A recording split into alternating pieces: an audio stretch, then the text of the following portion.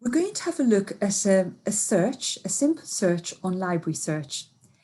This serves both to show you how you can start doing your research, but it also goes to show you how you can really build on that by using a database. So the topic we're going to be looking at is how does innovation in new technology impact on social inclusion? Now, I have deliberately chosen a topic which is rather generic, because very often when you're doing a group project or you're thinking about a dissertation, you're not entirely sure about how to borrow it down and reach a point where it's narrowed down and it's much more perfectly formed.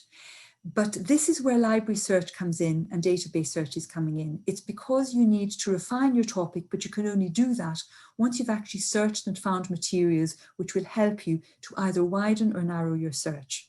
And just to butt in there, if we think about that in terms of kind of expansion and contraction that we use in our design approach at the center, very much like how do we filter to find something out, which then expands our kind of thinking, which then we refine again. So. No, that's ideal. That's exactly how I would describe what we do with looking for resources. So what we do is we go to the library web search, the library search box, and we look for the keywords. Now, when you do a library search, you pick out the keywords of your topic, and it's worth bearing in mind that you ignore the verbs, the adjectives, any of that. It's literally the nouns, and which nouns are the most important nouns. In this case, it's innovation, new technology, and social inclusion. So we put in those terms in our single search box, and the results show us a massive number of results. And that's because we use rather generic terms. So we have more than 8,000 results there. It's worth bearing in mind that you can actually reduce the results quite significantly by using the left-hand panel, and I can do that with a live demonstration shortly. The other thing to bear in mind is that when you do that, it defaults to the University of Bristol Library, and that's really good because what you really want is to find resources that you can read, and you're not going to find yourself shortchanged by a paywall.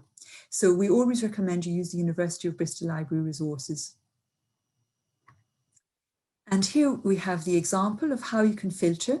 You can apply filters to narrow your searches. For example, you can limit your searches to articles or to ebooks or to a specific date range. And just to say there, just to point out, some of the collection is online, right? So a lot of the material you can get a physical book, but you can also get loans of ebooks, which is incredibly useful, particularly at the moment, I think. Exactly, that's a really good point. The library has two manifestations. It has a physical and a digital manifestation.